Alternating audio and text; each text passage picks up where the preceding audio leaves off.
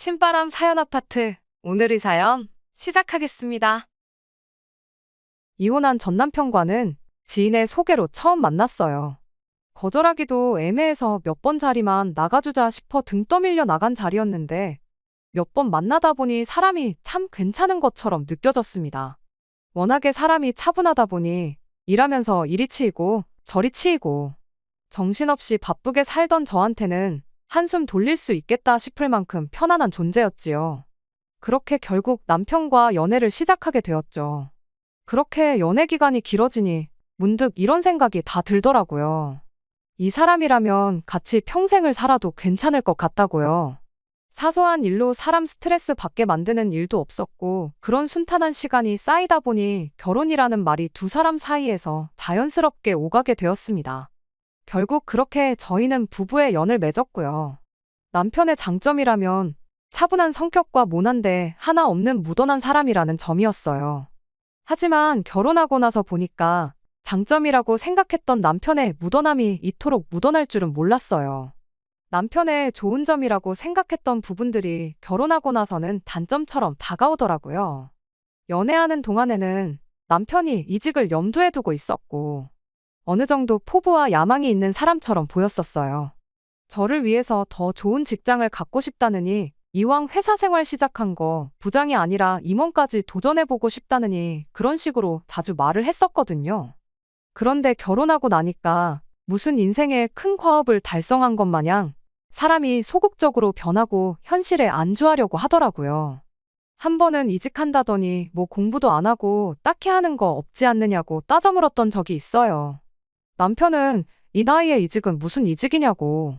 지금 다니는 회사가 일도 손에 어느 정도 익었고 이 정도 벌면 남들하고 비교했을 때 충분히 괜찮게 버는 거 아니냐고.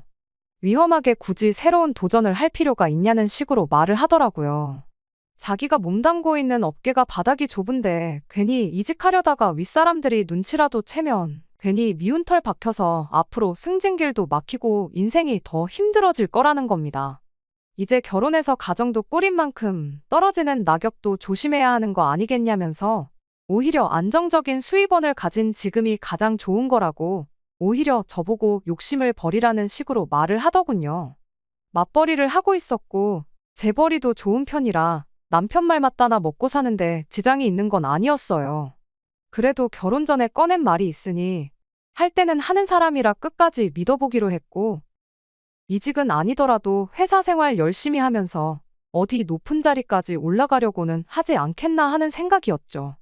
적어도 지금이야 말은 저렇게 해도 나중에 아이가 태어나서 아빠 노릇을 해야 할 때가 오면 또 거기서 다른 모습을 보여주지는 않겠나 하는 기대도 있었습니다. 내 배우자이기 때문에 믿은 건데 알고 보니 그건 착각이었어요. 사실 남편뿐만 아니라 시댁 식구 모두가 결혼 전과 결혼 후가 다른 두 얼굴을 가진 사람들이었다는 걸 알게 되었거든요. 신혼집을 구할 때부터 시어머니와 마찰이 있었어요.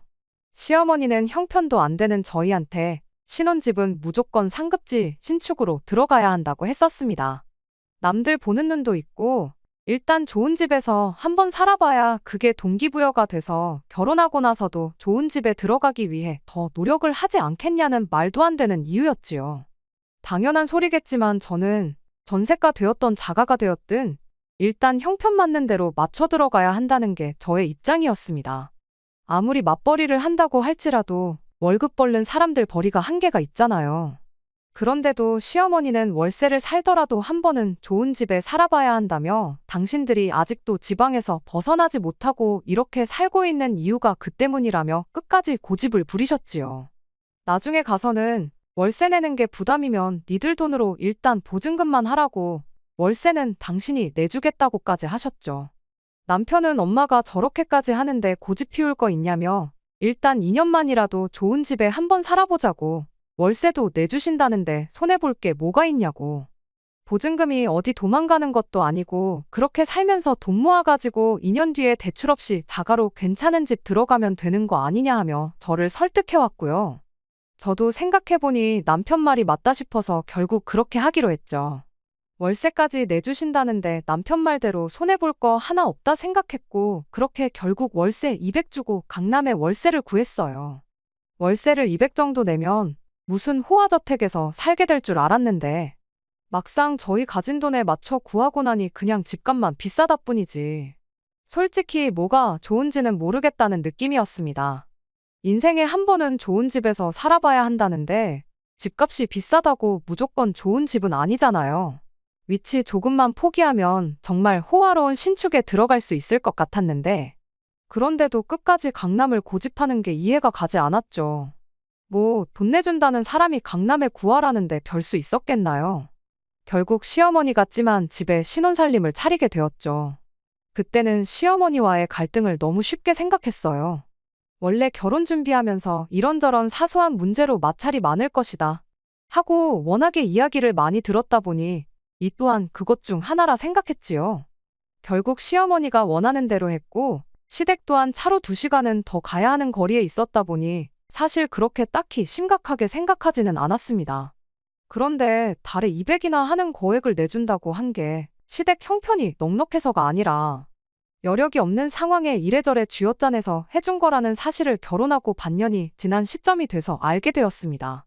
신혼 때야 다들 그렇겠지만 처음엔 이래저래 마냥 좋기만 했었어요. 그런데 결혼하고 반년이 지나 시어머니가 청천벽력 같은 소식을 전해왔지요. 해주기로 했던 월세를 더는 못 해주겠다고 나온 거예요. 니들 월세 내주다가 집 기둥까지 뽑아야 할 판이라면서 말입니다. 당연히 어이가 없었죠. 당장 살 생각도 없는 강남에 전세도 아니고 월세로 집을 구한 이유는 전부 시어머니가 고집을 꺾지 않았기 때문이었으니까요. 그런데 상황이 이런 걸 어쩌겠냐며 그래도 언제 니들이 이런데 살아보겠냐고 그걸로 만족하라는 말도 안 되는 억지를 부리시며 얼렁뚱땅 상황을 모면하려는 듯 보였습니다.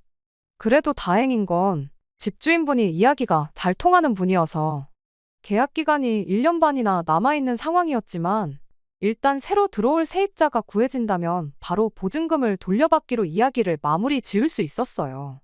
그날로부터 1년이 더 지나서도 세입자가 안 구해지면 그때는 그냥 방을 빼주겠다고 저희 상황을 봐주셨죠.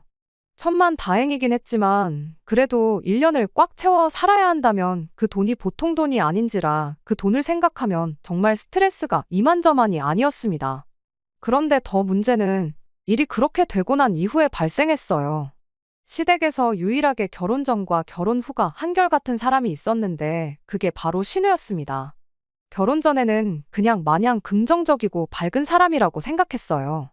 아닌 게 아니라 대학교 다니다 남자친구 잘못 만나 아이가 생겨 졸지에 다니던 대학교 졸업도 못하고 그대로 아이를 키우며 살고 있었거든요. 심지어 아이가 태어났는데 결혼을 한 것도 아니었어요. 애아빠라는 사람은 결혼은 안 해도 양육비는 주겠다 했다는데 애 태어나기가 무섭게 해외로 도피해서 그 뒤로 연락두절이고 양육비는 10원짜리 한 장도 받아본 적 없었답니다. 학교도 마치지 못한 상황에 아이까지 있어서 제대로 된 직장도 구하기 힘들었고 결국엔 시댁에 들어가 시어머니의 지원을 받으며 살고 있는 상황이었어요. 그런데도 항상 만날 때마다 활짝 웃으며 저를 대해주는 모습에 세상을 긍정적으로 사는 모습은 정말 본받을 만하다 싶을 만큼 밝은 사람이었죠. 그리고 그 밝은 모습은 결혼 후에도 변하지 않았는데 문제는 그냥 밝고 긍정적인 게 도를 지나쳤다 싶을 정도였다는 점이었습니다. 힘든 세상 밝게 버티는 건 좋지만 다른 사람들도 자기처럼 매사가 좋은 게 좋은 거라고 생각하는 것처럼 보였죠. 저희가 결혼하고 얼마 지나지 않아서부터 주말이면 신우가 시어머니하고 저희 집에 자주 찾아왔어요. 시댁에서부터 거리가 2시간 가까이 되는데 그 거리를 마다하지 않고 찾아왔지요. 두 모녀가 오붓하게 서울나들이 온 거라고 애는 아버님한테 맡기고 왔다면서요. 처음에는 저도 두 사람을 반겨줬지요. 그리고 여기 모시고 다니고 저기 모시고 다니고 그랬어요. 그런데 그렇게 또 다음 주에도 찾아오고 그 다음 주에도 어김없이 찾아오고 그런 식으로 주말이면 주말마다 저희 집에 찾아오니 그 상황을 마냥 반겨만 줄 수는 없었죠. 저희가 주말이라고 딱히 뭘 하는 건 아니었지만 그래도 집에서 쉬고 싶은데 그렇게 두 사람이 찾아오면 쉬는 느낌도 안 들고 그랬거든요. 그렇게 한 달을 꼬박 빠지지 않고 주말마다 찾아왔는데 한 번은 또 그렇게 연락도 없이 찾아온 두 사람을 보고 제가 표정 관리를 좀 못했었나 봐요. 신우야 매사가 행복한 사람이다 보니 그런 저의 표정 변화를 눈치채지 못한 것처럼 보였는데 시어머니는 아니었습니다. 대번에 제 표정이 안 좋은 걸 보더니 내가 월세를 다 내주는데 따지고 보면 이 집이 내 집도 되는 거 아니겠냐 하시며 집주인이 자식 데리고 집에 오는 게 뭐가 문제냐 하는 식으로 당당하게 한마디 하더군요. 다 볼 일이 있어서 오는 거지 딱히 니들 보러 오는 거 아니니깐 우리들 찾아오는 거 신경 쓰지 말고 니들 할 일 있으면 알아서 하라고. 우리들하고 같이 뭐 안 해도 되고 니들끼리 집에서 놀던 나가서 놀던 상관 안 하겠다며 그것도 배려랍시고 신경 써주는 척을 하면서요. 그 말을 들으니 이러려고 월세를 내주기로 한 건가 싶기도 하고 한편으로는 시어머니 말 맞다나 돈 내주는 사람이 그러겠다는데 뭐 어쩌겠냐 싶어서 참기로 했었죠. 사실 딱히 어려울 일은 없었거든요. 보통 그렇게 찾아오면 토요일 점심때쯤 왔다 보니 집에서 쉬고 싶을 때 못 쉬는 게 불편하긴 했지만 항상 일요일 점심때쯤 해서 다시 집으로 내려갔고 쉬는 거야 그때부터 쉬어도 충분했거든요. 오히려 집에만 있는 것보다 시어머니 핑계로 밖에 나가서 남편하고 재밌게 시간 보내고 오는 것도 나쁘지 않다 싶을 정도였어요. 둘이 와서 집을 크게 어질러 놓고 그러는 것도 없었고 아들내외 물건이라고 저희들 물건을 맘대로 쓰거나 했던 적도 따로 없었습니다. 그렇게 남편과 나갔다 들어오면 항상 두 사람은 저희보다 먼저 집에 돌아와 있었어요. 그걸 보니 집에서 딱히 뭘 하는 것 같지도 않고 밖에도 싸돌아다니지 않는 것 같은데 굳이 둘이서 TV를 보겠다고 버스표까지 끊어가며 2시간 거리를 주말마다 오는 게 도무지 이해가 가지는 않았습니다. 강남 공기라고 뭐 다른 데랑 비교했을 때 더 좋은 것도 아닌데 그냥 상급지 신축 아파트 안에서 쉬기만 해도 좋은 건가? 그런 생각만 하고 말았어요. 그렇게 언젠가부터는 신우랑 시모가 둘이서 찾아오고 저러는 게 그냥 기본값이 되고 익숙해져서 불편한 느낌은 들지도 않았어요. 하지만 시어머니가 더 이상 저희 월세를 못 내주겠다고 선언한 이유는 상황이 조금 달랐죠. 향후 1년간 써보지도 못하고 나가게 될 2천이 넘는 월세를 생각하면 솔직히 시어머니고 신우고 이젠 더 이상 그 누구도 저희 집에 찾아오지 않았으면 했습니다. 가족끼리 너무한다 싶으실 분들도 계시겠지만 그 상황이 오면 누구라도 똑같이 저 같은 생각이 들었을 거예요. 아무튼 이렇게 한 주도 빠짐없이 찾아오면 그건 방문하는 게 아니라 이사 온 거나 마찬가지 아니냐고 저도 제 나름대로 눈치를 주고는 했습니다. 그럴 때면 시어머니는 내가 그래도 이 집에 내준 월세가 반년치라고.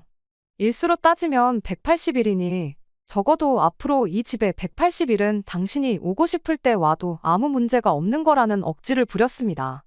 그래도 막상 약속을 못 지킨 게 마음에 걸리기는 했는지 말은 그렇게 하고도 언젠가부터 시어머니는 저희 집에 찾아오지 않으셨어요. 하지만 신우는 달랐죠. 웃는 얼굴에 침 못 뱉는다고 세상 밝은 표정으로 엄마는 바빠서 못 오셔도 자기는 서울에 볼 일이 많아서 매주 와야 한다고 말하더라고요. 시어머니한테 눈치 줬던 것처럼 이 정도면 아예 이사를 오지 그러냐 말했다가 진짜 짐 싸들고 찾아오기라도 할까봐 그 말도 입 밖으로 나오지가 않았습니다. 아무튼 그렇게 이후로 몇 번 더 신우가 찾아왔었습니다. 신우가 찾아올 시간대쯤 보통 저희는 집 밖에 나가서 데이트를 했다 보니 실질적으로 마주칠 일이 없었어서 몰랐었는데 이젠 시어머니를 데리고 오지 않으니 자기 아이를 데리고 오기 시작한 거예요. 하루는 그렇게 남편하고 외출했다 돌아오니 시조카 혼자서 덩그러니 거실에 앉아 TV를 보고 있었어요. 저희가 점심 전에 나가서 저녁 9시가 돼서야 돌아온 건데 신우가 언제 나갔는지는 모르지만 아무리 저희가 집에 도착하기 1분 전에 나갔다 할지라도 늦은 시간에 애를 재우지도 않고 혼자 두는 건 정상이 아니지 않나 하는 생각이 들었어요. 심지어 조카한테 물어보니 엄마는 도착하자마자 나가서 아직 안 왔다고 이야기를 하는데 말인즉슨 저녁 9시가 될 때까지 8살 먹은 애 혼자만 집에 방치해놓고 돌아오질 않고 있었던 겁니다. 점심도 제대로 못 챙겨 먹은 건지 냉장고에 있는 거 대충 꺼내서 챙겨줬더니 정말 개눈 감추듯이 폭풍흡입을 하더라고요. 다른 것보다 저희가 나가 있는 동안 신우가 그냥 저희 집에서 아이랑 쉬다 가는 게 아니라 애만 남겨두고 혼자 밖에 나가 시간을 보냈을 수도 있겠다는 생각을 하니 그게 참 어이가 없었어요. 암만 8살이라도 애는 애잖아요. 애 혼자 집에 뒀다가 무슨 일이라도 생기면 그건 어떻게 책임지려고 그러는 건지, 남편도 그런 신우한테 한마디 해야겠다 싶었는지 돌아오기만 해보라며 벼르고 있었죠. 신우는 밤 11시가 다 돼서야 돌아왔어요. 미안한 기색도 없이 뻔뻔하게 들어오는 신우를 붙잡고 곧바로 한마디 했죠. 애만 혼자 두고 이게 무슨 짓이냐고요? 그랬더니 신우가 제 집에서도 혼자 자주 있는다고. 얌전한 애니까 무슨 일 터질 걱정은 안 해도 된다고 딱 잘라 그렇게 말하더군요. 그래서 그래도 애를 집에 혼자 두는 건 아니지 않냐고, 올라올 일이 있으면 차라리 어머님께 맡기고 혼자 오는 건 어떠냐고 물었더니 오히려 저한테 짜증을 내는 거 아니겠어요? 엄마를 이 집에 못 오게 만든 게 언닌데 왜 나한테 그러냐면서요. 내가 직접적으로 오지 말라고 했던 적이 있냐고 따졌더니 신우가 그게 아니고 돈 때문에 그런 거라면서 구구절절 설명을 하대요. 무슨 말인고 하니 어머님 아버님이 지난 6개월간 저희 월세를 내주면서 빚까지 지게 돼서 그 돈 갚는다고 일을 다시 시작하셨다 해요. 그리하여 시조카를 봐줄 사람이 없어지게 되었으니 애를 혼자 둘 수 없어서 서울까지 데리고 온 거였죠. 그러면서 하는 말이 그래도 내가 애엄마인데 애한테 무슨 일이 생기면 한달음에 빨리 달려갈 수 있어야 하는 거 아니겠냐고 하는데 여지껏 혼자 둔 거랑 본가에 혼자 둔 거랑 뭐 다른 게 있나요?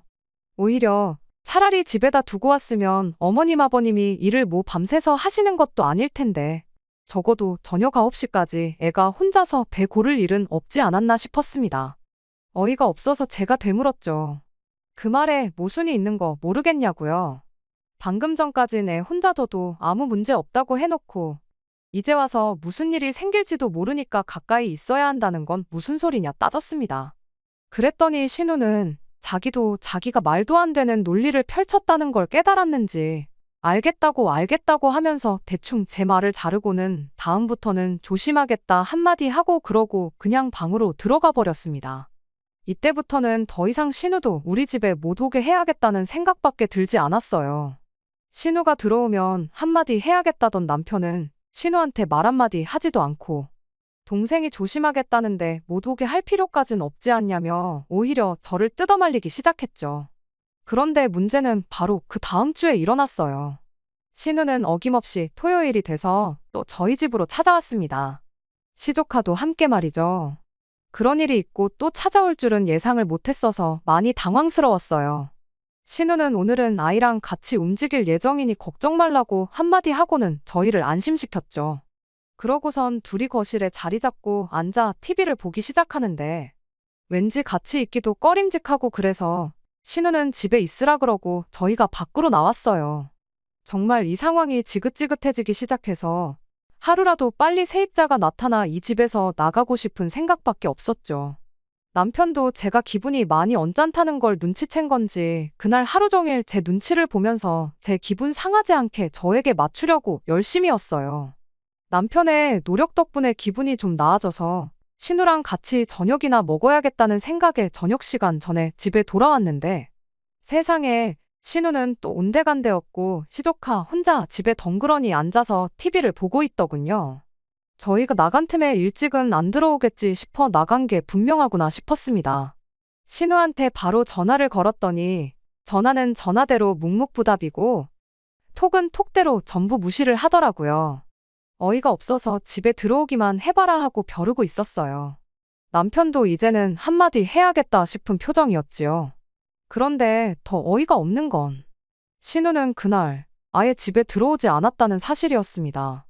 저한테 잔소리 듣는 게 싫어서 그런 건지 싶었는데 다음날 아침에도 저녁이 되어서도 신우가 돌아오지 않았어요. 그쯤 되니까 화가 나는 건 화가 나는 거지만 암만 그래도 가족인데 걱정이 되기 시작했지요. 경찰에 전화해서 실종신고라도 해야 하는 거 아니냐 했는데 남편은 오히려 덤덤하게 한두 살 먹은 애도 아니고 대한민국같이 안전한 나라에서 실종은 무슨 실종이냐고 그냥 욕먹기 싫어서 집에 안 들어오는 거 아니겠냐며 대수롭지 않게 생각하는데 가족이 아닌 저도 이렇게 걱정이 되는데 오빠라는 인간이 저렇게 나오는 게 어이가 없었습니다. 아무리 무던한 사람이라도 동생이 애만 두고 행방은 오리무중이 되었는데 무슨 일 있겠냐고 대수롭지 않게 여기는 게 말이나 되나요? 결국 다음날 아침까지 신우는 돌아오지 않았어요. 시조카를 혼자 두기도 뭐해서 일단 저는 회사에 연락해 상황을 설명하고 남편만 먼저 출근시켰죠. 남편은 제가 회사를 쉰다는 상황도 못마땅해 했어요. 우리한테 한 소리 듣기 싫어서 집에 안 들어오는 게 뻔한데 뭐하러 회사까지 쉬냐고요. 애 혼자 잠깐 집에 두고 있으면 우리 출근해서 집에 없는 시간 맞춰서 아이 데리고 집에 돌아갈 거라고 그냥 출근하라고 저를 설득했지만 사람 마음이 그게 되나요? 남편이야 뭐 매사에 묻어난 성격이니 그럴 수도 있겠다 싶겠지만 엄마가 애만 두고 이틀이나 감감무소식인 게 제 입장에선 도저히 있을 수 없는 일이고 무슨 일이 있어도 있겠구나 싶은 생각이었습니다. 그리고 남편이 출근하자마자 저는 경찰서로 가서 시누이를 실종신고하려고 마음을 먹었어요. 조카 혼자 집에 두고 갈 수는 없으니 같이 데리고 나가려고 했는데 조카가 차 안에서 뭘 좀 보겠다며 짐가방에서 태블릿을 하나 들고 나오는 거예요. 그런데 그 순간 제 머릿속에 번뜩하고 한 가지 생각이 떠올랐죠. 저도 같은 종류의 태블릿을 가지고 있어서 그 기능들을 잘 알거든요. 신우 핸드폰이 태블릿과 같이 연결되어 있다면 그걸 통해서 신우의 핸드폰이 지금 어디 있는지 알 수 있을지도 모른다는 생각이 들었던 거죠. 심지어 위치도 집에서 엄청 가까웠어요. 번화가 근처에 있는 모텔촌이었습니다. 집에 들어오기 싫어서 외박을 한 건가 싶다가도 애를 두고 이틀씩이나 모텔에서 머무를 이유가 있나 혹시 위험한 상황에 처한 거 아닌가 싶어 경찰에도 전화를 했습니다. 다행히 경찰분께서 동행을 약속해 주셨죠. 그렇게 신우 핸드폰이 있는 모텔로 향했고 프론트에 양해를 구하고 층마다 수색을 하기 시작했어요. 3층에 와서 신우 번호로 전화를 다시 걸었더니 복도 중간쯤 있는 방에서 전화벨 소리가 울리더군요. 전화벨 소리를 따라가 경찰분이 문을 두들기고 조용한 목소리로 경찰입니다 하고 한마디 하니 방 안에서 우당탕탕 소리가 나고는 잠시만 기다려달라는 신우의 목소리가 들려왔어요. 그래도 목소리를 들으니 참 다행이다 싶어서 안도의 한숨이 다 나왔네요. 아무튼 그렇게 한 3분 정도 지나서였나 신우가 방문을 빼꼼하고 열더니 무슨 일이시냐고 고개를 내밀었어요. 아무리 저런 엄마라도 이틀이나 못 봐서 조카도 걱정이 된 건지 문틈으로 엄마 얼굴이 보이자마자 크게 엄마하고 소리를 지르며 문을 열고 들어가려고 하더라고요. 방으로 들어가는 조카를 미처 막지 못한 신우의 표정을 봤는데 찰나의 순간이었지만 얼굴이 아주 사색이 돼서 새파랗게 질려 있었습니다. 그리고 그게 무슨 상황인지 이내 금방 알게 되었어요. 신우가 그냥 잔소리가 듣기 싫어서 그렇게 연락도 없이 잠수를 탄 게 아니었던 겁니다. 방 안에는 웬 남자가 한 명 누워 있었거든요. 그 남자도 시조카가 신우를 두고 엄마라고 부르는 말에 넋이 나간 표정으로 신우를 쳐다보고 있었어요. 경찰분은 실종, 납치 정황이 있다는 연락을 받고 출동한 건데 별일이 없는 것 같으니 돌아가 보겠다고 쓱 다리를 피하셨지요. 신우가 그 남자를 두고 자기야 하고 내가 다 설명할게 하는데 그 말만 들어도 두 사람이 보통 사이는 아닌 게 딱 짐작이 되었습니다. 남자는 얼이 빠진 표정으로 신우한테 설명해보란 말도 안 하고 너 애가 있었어? 하고 단도직입적으로 묻더군요. 그러더니 잔뜩 화가 난 표정으로 옷이랑 자기 짐 챙겨들고 그대로 방 밖을 나가버렸어요. 신우가 그 남자를 쫓아가서 바짓가랑이까지 붙잡고 속일 생각은 없었다. 미안하다 하면서 울고불고 난리를 치기 시작했죠. 남자는 애가 있는 게 뭐 숨길 일이냐고 언제까지 숨길 생각이었냐며. 자기는 진심이었는데 너는 시작부터 나한테 거짓말을 했다니 어쩌니 하는 걸로 봐서는 남자는 신우한테 애가 있었다 해도 같이 미래까지 그릴 수 있었을 만큼 진심이었었나 봐요. 그런데 말을 못한 것과 의도적으로 속인 것은 이야기가 다르잖아요.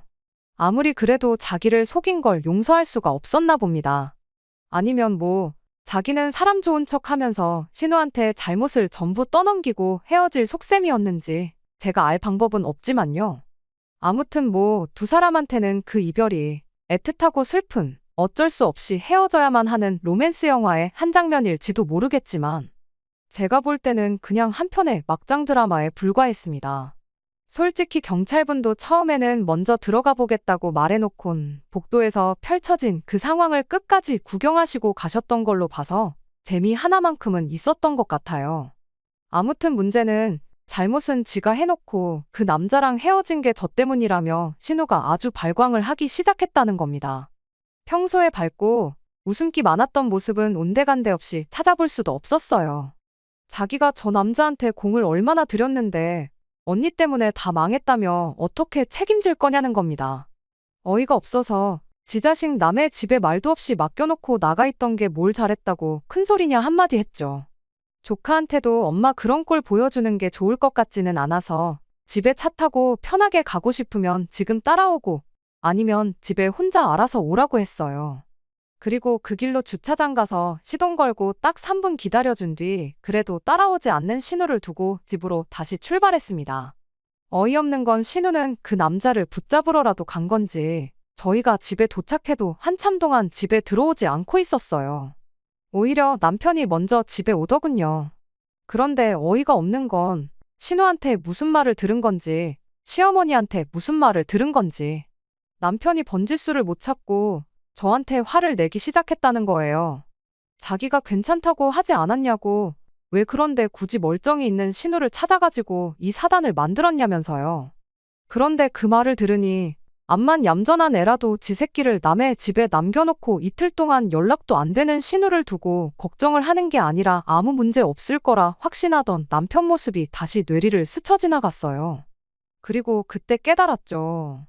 아, 이 자식이 묻어내서 그런 게 아니라 상황이 어찌 돌아가고 있는지 이미 알고 있었구나 하는 사실을요. 그래서 남편 말에 대답 안 하고 딱 한마디 물어봤어요.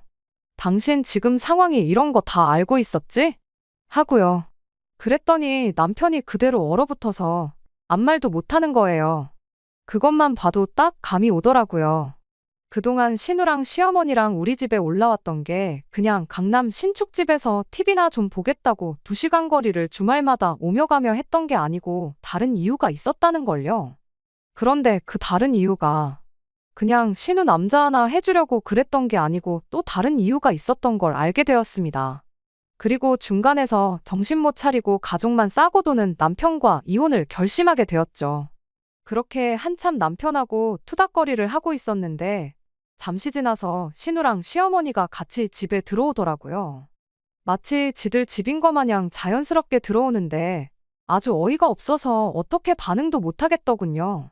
그런데 그렇게 신우 뒤를 따라서 아침에 봤던 그 남자가 같이 집에 들어오는 겁니다. 얼마나 호구인지 그 와중에 신우랑 어찌저찌 잘해보기로 최종 결정을 내린 듯 싶었어요. 시조카를 보더니 이제 내가 네 아빠가 되어주겠다느니 어쩌겠다느니 아주 신팔을 찍고 난리도 아니었습니다. 제 앞에서 왜 그랬냐며 개거품을 물던 남편도 어떻게 상황이 좋게 좋게 정리된 걸 눈치챘는지 정말 잘 되었다며 자기들끼리 부둥켜 안고 형님이니 매제니 장모님이니 하면서 자기들끼리 아주 신이 나 있더라고요. 하지만 암만 좋은 게 좋은 거라 할지라도 저는 말도 없이 잠적한 신우의 일도 그렇고 그 과정에서 신우 앞길을 막았다느니 어쩌니 했던 남편의 대응도 그렇고 또 이렇게 말도 없이 우르르 우리 집에 당연한 것 마냥 문 따고 들어오는 저 시자들도 그렇고 좋을 게 하나도 없었죠. 그래서 기쁜 와중에 찬물 끼얹는 것 같아 미안한데 나는 주말 내내 스트레스 때문에 두통도 있고 이래저래 쉬고 싶으니 기뻐하려걸랑 우리 집에서 이만 나가주고 밖에 나가서 마저 행복해하라고 그렇게 한마디 했습니다. 그런데 그 말을 끝내기가 무섭게 그 신우한테 물린 호구 남자가 우리 집이라니요? 하고 저한테 묻더라고요. 그와 동시에 신우랑 시어머니 표정이 굳어가는 게 느껴졌고요. 그래서 제가 대답했죠.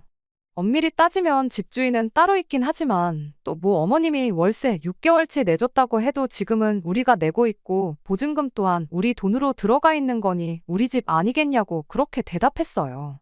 그랬더니 시어머니가 뛰쳐달려와서는 제 입을 손으로 틀어막고는 그 남자한테 일단 집을 비워둘 수 없으니까 얘들 보고 들어와서 살라고 한 거라고 설명을 하면서 쩔쩔 매는 거예요.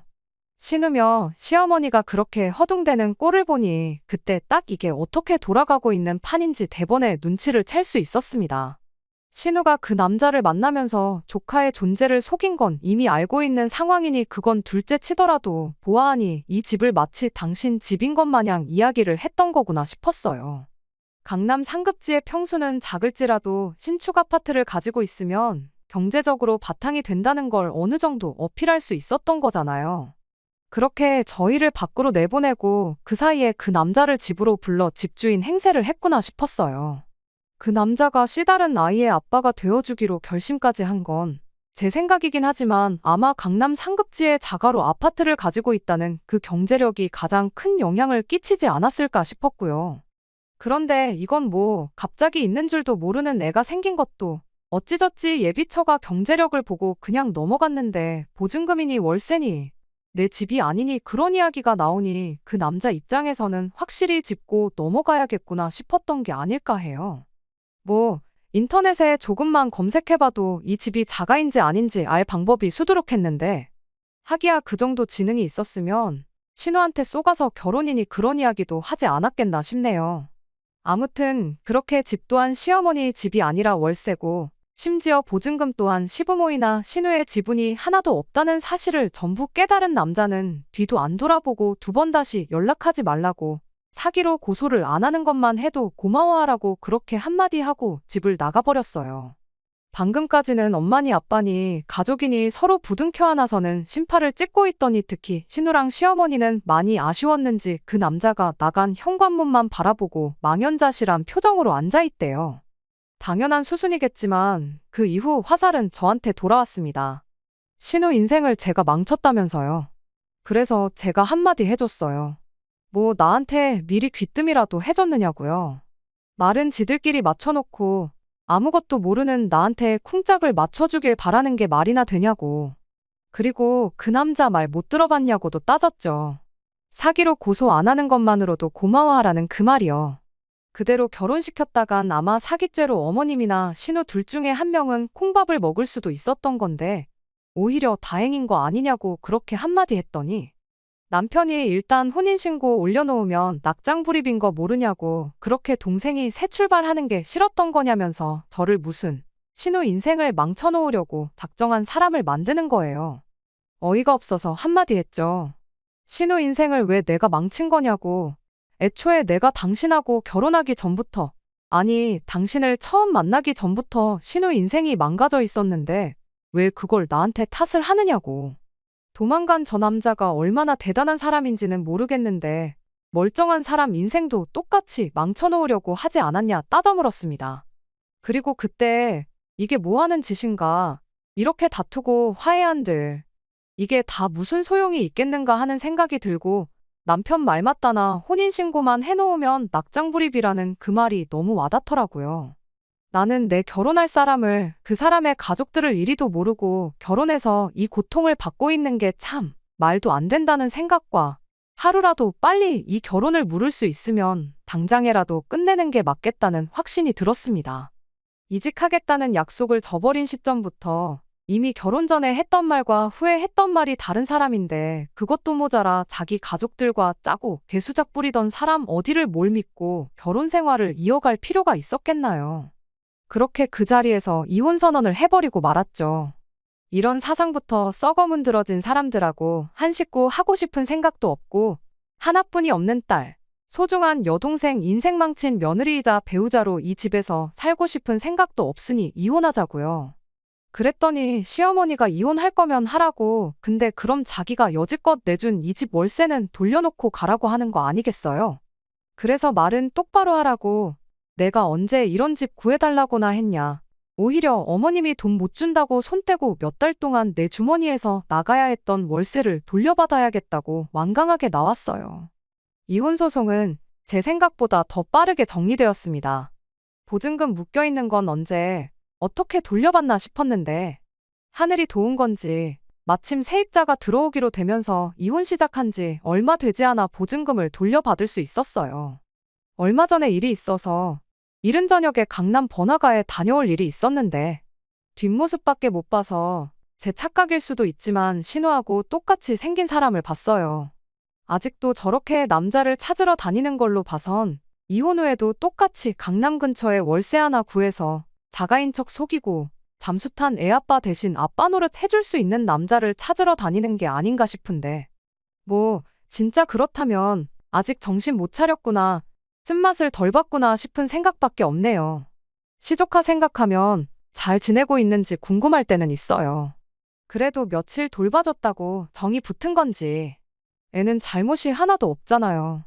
적어도 아이가 나중에 커서 우리 엄마는 참 대단한 사람이야 하고 생각할 수 있게 신우가 하루빨리 정신 차리고 대신 아빠 노릇 해줄 사람이 아니라 아빠 역할까지 해내는 엄마가 돼주었으면 하는 바람도 있어요. 제가 신경 쓸 문제는 아니긴 하지만 말이에요.